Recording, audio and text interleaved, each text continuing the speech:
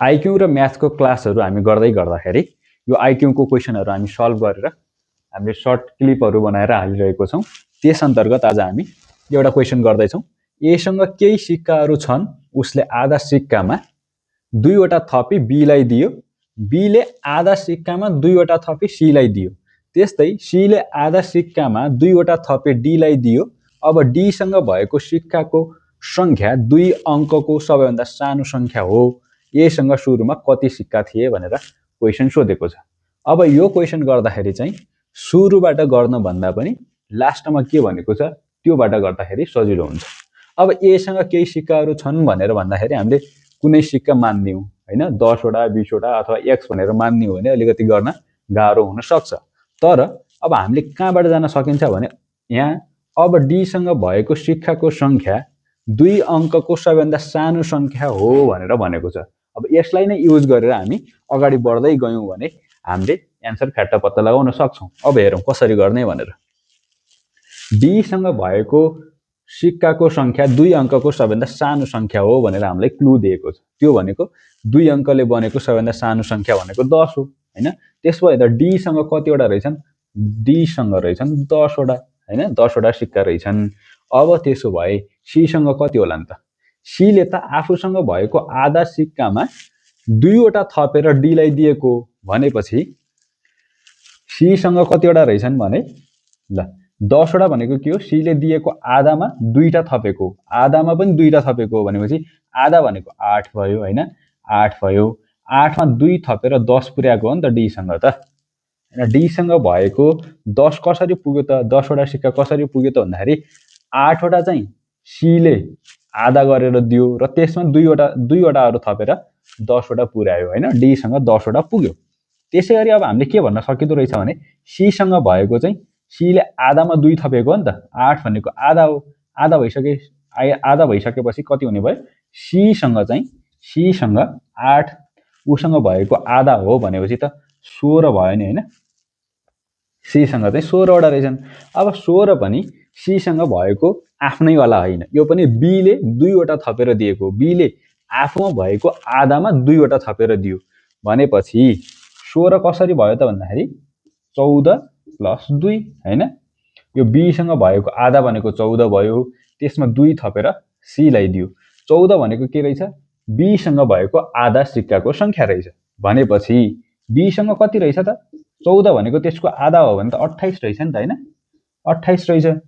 अब 28 भइसकेपछि 28 पनि बी सँग आफै आएको होइन, ए ले ए सँग भएको आधा सिक्कामा दुईवटा थपेर दिएको। 28 पनि कसरी लेख्नु पर्यो भन्दाखेरि 26 प्लस 2 गर्नु पर्यो हैन। ए ले बी लाई आफूसँग भएको आधा सिक्कामा दुईटा थपेर दिएको, त्यसभए 28 भनेको 26 प्लस 2 भयो। यो थपेको सिक्का भयो, यो चाहिँ आधा सिक्का भयो। ए सँग भएको आधा 26 हो भने पुरा सिक्का कति त? ए सँग भएको सुरुको सिक्का कति त भन्दाखेरि 26 को डबल। 26 को डबल भनेर अप्सन डी मा 52 दिएको छ।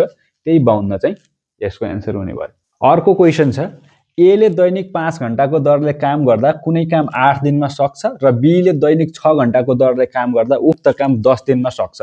दैनिक 8 घण्टाको दरले काम गर्दा दुवै मिली उक्त काम कति दिनमा गर्न सक्छन् भनेर हामीलाई क्वेशन दिएको छ र यो अप्सनहरु पनि हामीलाई दिएको छ। अब यो खालको क्वेशन भनेको एकिङ नियम अन्तर्गत एउटा खालको क्वेशन भनेको कुनै पनि वस्तुको संख्या बढ्दाखेरि अर्को त्यसको मूल्य पनि बढ्ने हैन।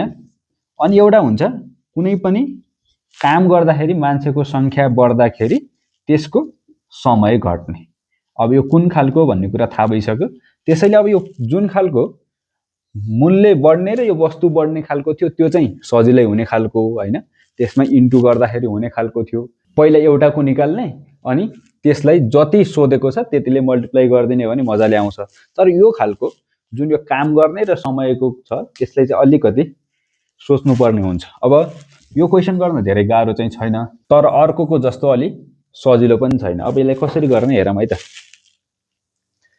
ए ले दैनिक 5 घण्टाको दरले काम गर्छ भनेपछि हामीले कसरी लेखौं भने ए ले चाहिँ के गर्दै रहेछ? 5 घण्टाको दरले काम गर्दै रहेछ। कति दिन काम गर्दै रहेछ? 8 दिन काम गर्दै रहेछ। यसलाई जम्मा कति घण्टा समय लाग्यो त्यो काम सक्नलाई भन्दाखेरि 40 घण्टा लाग्यो हैन। 40 घण्टा चाहिँ ए लाई समय लाग्यो। अब बी लाई कति भनेको छ, बी ले चाहिँ दैनिक 6 घण्टाको दरले काम गर्छ र 10 दिनसम्म काम गर्छ सक्नलाई भनेपछि 6 × 10 गर्नु पर्यो, त्यो भनेको 60 घण्टा लाग्दो रहेछ जम्मा है। त्यो काम सक्नलाई उलाई 60 घण्टा लाग्दो रहेछ।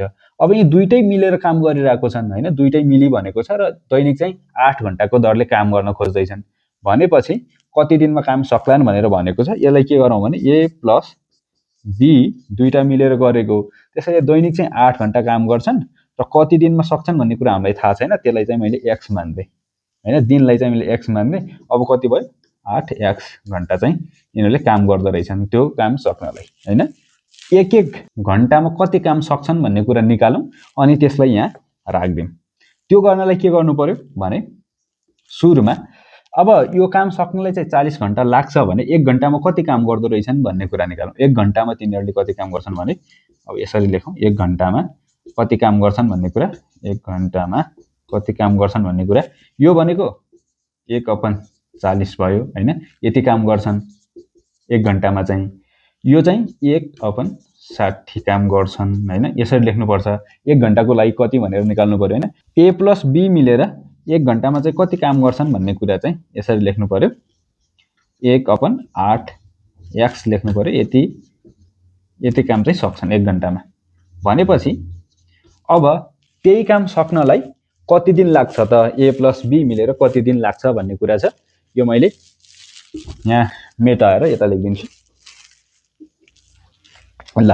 अब के गर्नु पर्यो भने यो 3 नम्बर जुन छ यो 3 नम्बरलाई चाहिँ हामीले यसरी लेख्नु पर्यो, ए प्लस बी बराबर 1/8 एक्स लेख्नु पर्यो। अब ए प्लस बी मा चाहिँ के लेख्नु पर्यो भने अगाडिको लेख्ने हैन, यो पछाडिको जुन 1 घण्टामा कति काम सक्छन् भन्ने वाला छ त्यो चाहिँ लेख्नु पर्यो। ए भनेको कति छ 1/40 प्लस 1/60 भयो, बी को लागि बराबर 1/8 एक्स हुने भयो। अब के गरौँ भने अब यो 40 र 60 मा एलसीएम लगाउँ अथवा लसा पनि भन्ने गर्छ। त्यसलाई चाहिँ कति हुन्छ भन्दाखेरि 60 र 40 मा 120 हुन्छ त्यसको एलसीएम र अब 120 40 गर्दाखेरि यहाँ कति हुने भयो 3 हुने भयो प्लस यहाँ 60 गर्दाखेरि 2 हुने भयो बराबर कति हुने भयो 1/8 एक्स हुने भयो।